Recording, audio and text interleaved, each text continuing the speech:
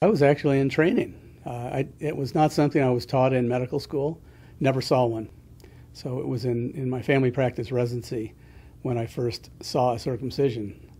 And I started doing them because you did them as residents, and never liked them, thought they were brutal, barbaric, bloody, and saw too many complications, major complications that were always brushed under the rug, ignored, minimized. And so it took moving to New Mexico to get me to stop. I never did one since. Well, I was assigned as a National Health Service Corps scholarship obligé, moved from Massachusetts to New Mexico, and I'd spent time there. I grew up in the Southwest, and at a clinic that was mostly Hispanic patients. The board of directors said, you and the other family docs will not do circumcisions because Hispanics don't get them, which was not true, but they were minimally done. And they handed me a package of papers. I read them, and an hour and a half later, I had converted to their way of thinking and have never looked back and become more and more activated in the field, more and more involved. Well, it was just information that I had never had. I was a scientist. I did a lot of research, and I thought, I went from a medical school that was science-focused, not medicine-focused, but scientists, doctors, getting lots of Nobel Prize winners, and didn't have family practice at the school, and still has a minimal department. So my thing was, I like science, research, data, documentable stuff, and then to see that this was all stuff that had been, thrust on medical students, interns, residents, and then practicing physicians was an amazing thing to realize that had been lied to. And the medical education system had ignored it because it's a profit center. It was profit driven. That was my original research that I presented at the Oxford Symposium, was on why they did it, and what they told their patients, and how much they charged. I had been lied to by physicians, as I said, a sort of benign neglect. We weren't told anything because they didn't think there was anything to be told. You would see one, do one if you were in family practice. On the other side of the issue, the pediatricians, who also did a lot, there was a study showing 70% of pediatric residencies didn't even have a see one, do one rule. They just did them. You were just supposed to go out and do them. You're supposed to know how to do this somehow. And most people never knew how to do it, and they butchered babies in their attempts to learn. And some of them continued to butcher babies because they never learned that there was maybe a right way to do it, if there is such a thing. Once I glue onto something or grab onto something, I don't let go. And I didn't like the fact that people were butchering babies. Some of the ones that I referred to in the beginning of my career, some of the babies I referred to, some OB-GYNs, the butchery was so dramatic. I thought I had done them a favor by referring to older doctors who might know what they're doing, and I found the opposite. They were horrible. And then as I got involved with some of the nurses at the hospital, as we sort of invented Nurses for the Rights of the Child, I promoted that they didn't have to assist doctors. And that was where they came out of, Mary and Betty, when they founded the organization, because I was sitting there going, you don't have to assist. There's no law that says you have to assist, just like you don't have to assist at abortions. We didn't have abortions in our hospital, but if you had a situation where you'd have to assist and you were it was morally repugnant, you don't have to assist. There's no rule. And the same thing for circumcision. And suddenly you had 38 nurses starting this organization, becoming internationally well known for their refusal to assist the butchers. And I was back there going, go for it, keep it going. And we had doctors who agreed, some. So, in my life, that was, it wasn't a personal issue. I was born, and I didn't realize until late, in the middle of my career, when my father was dying, that his father was a German Jew who was not circumcised. My father was not circumcised. His brother wasn't. They changed their name to Fletcher in World War II from a German name. And so when my boys, which was the first of the grandchildren, were not circumcised, he was so happy. My brothers circumcised their boys as if it was, just flipping a coin, no big deal. So I got into this, finding out that in my own family, how the decisions had been made or not made. The doctors made them. I was born in a Catholic hospital, my family was Lutheran, but I never was that. I was a Congregationalist, and a Jewish doctor circumcised me. I read from the actual bill at the Berkeley conference. It was $18 cash in advance. My mother's total bill was $132 for the prenatal care delivery, 4 days in the hospital. Charged the insurance. Whereas this butcher that did me, who's long since died, of course, had to be paid in advance. And it was funny because he was the best OB-GYN, according to my mother, who was a lawyer who decided we need this guy on the staff of the Catholic hospital. They didn't let Jews on staff. So as a district attorney in New York City, assistant DA, first woman assistant DA, she said, we're going to get this guy on staff because I've heard he's great. My sorority sisters all used him. Guess what? He wasn't such a great guy. So, it was money back then. It's money now. That was 1951. The bill was unbelievable. $18 was probably what a regular working guy made in a week. So that was my only personal issues there. And then as I had 2 sons who were left intact, and they've all written papers about the ethics of genital mutilation, and one's a lawyer, international human rights lawyer, as a result. Somewhat as a result of all that, and hearing about it constantly as he was growing up, of course. And then we had one of the first conferences was in Santa Fe 22 years ago that Marilyn and crew came to, and we had we had Dr. Pissbad. I mean, we had the guy himself there who had done Weswell, right? I can never say his name properly. And he's a year older than me. He has a son who's a year older than my oldest, and his son's intact. And we had a party at my house after the conference, and he was an arrogant man and angry, and nobody wanted to talk to him. So I said, well, let's sit down at my dining room table.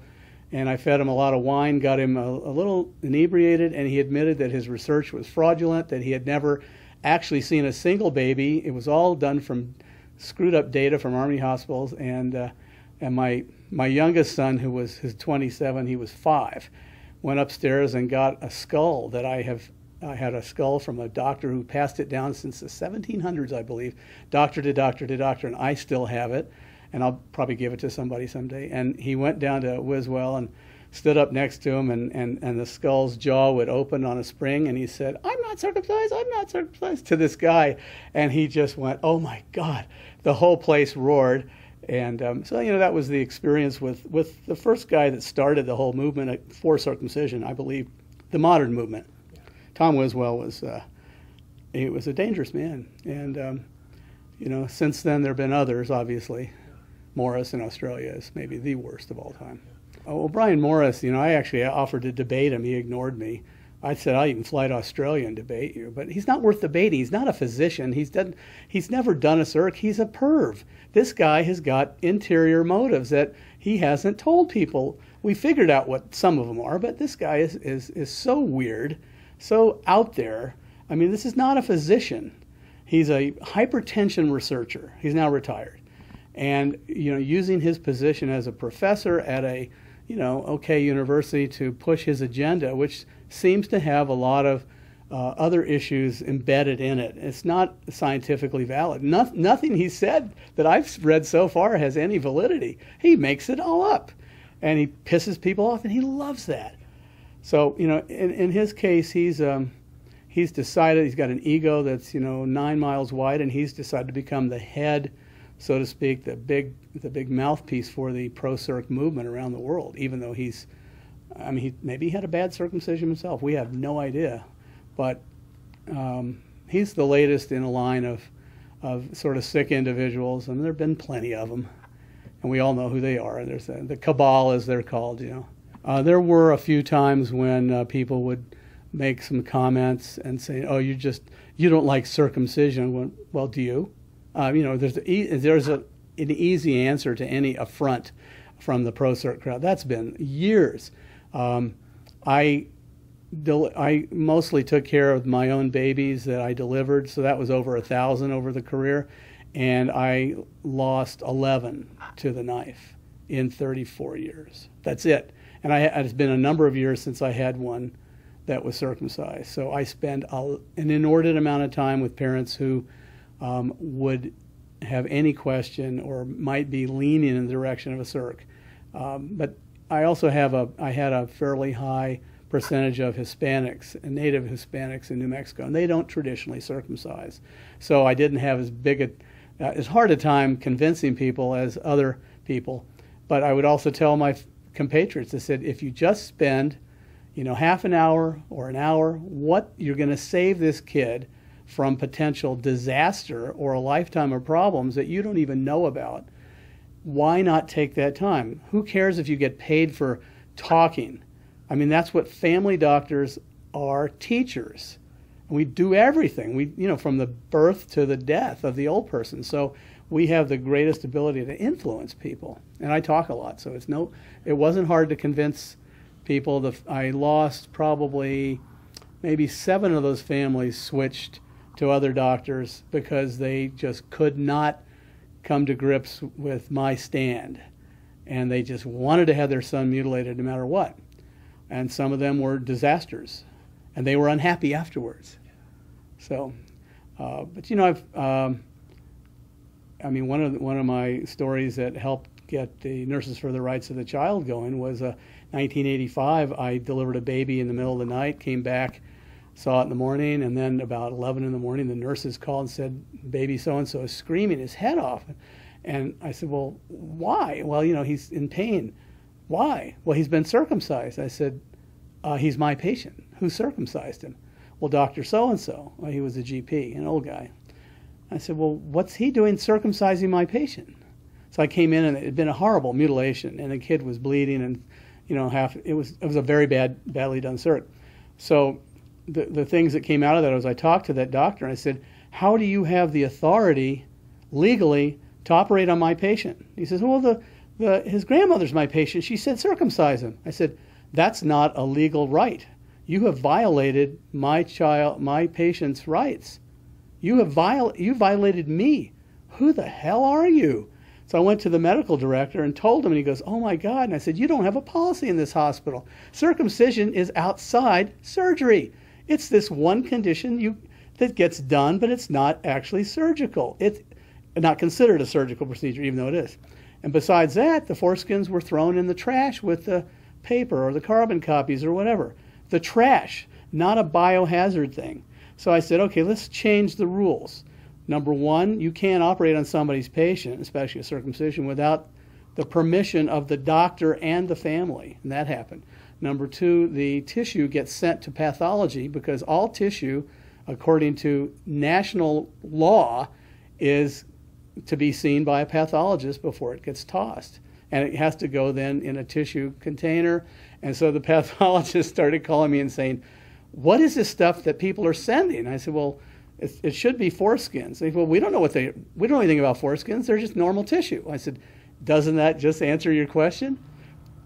People are cutting off normal tissue, but it's still tissue, and you're supposed to say, what's wrong with this? Well, there's nothing wrong with it, they would say. And of course, then that stopped. People just started throwing it away in bags, and it disappeared, or it got sold, or who knows what happened to it. Maybe it turned into face cream with new skin. But the thing was that it was no longer an issue with the pathologist, which it should have been.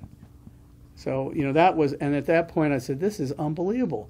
So the nurses couldn't stop this old GP, he was a nice guy, but just poorly trained, from going in and mutilating anybody who wanted to, because somebody asked him to.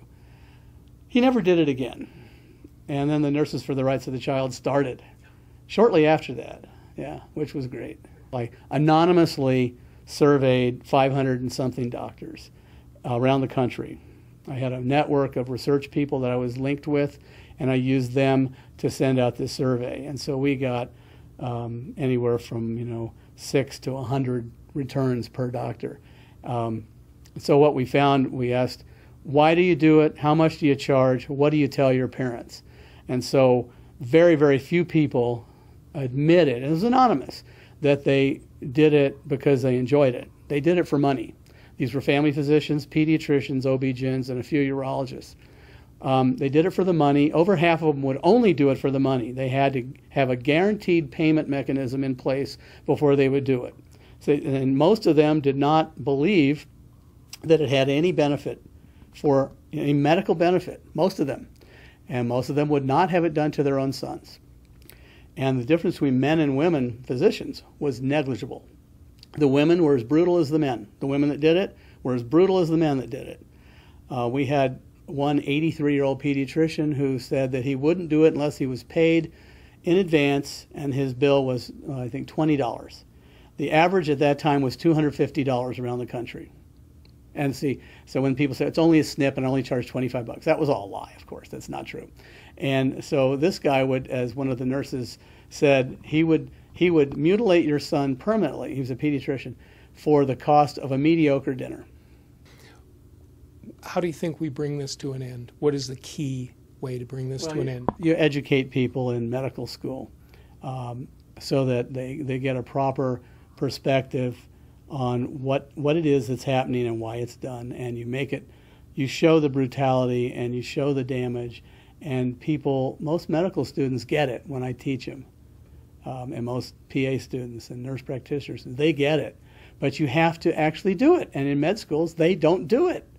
They didn't do it then, they don't do it now, and this is a big issue. The textbooks have to change, the teaching has to change, and then it'll happen. And if you have fewer doctors doing it, they'll be the outliers, and they'll be ostracized.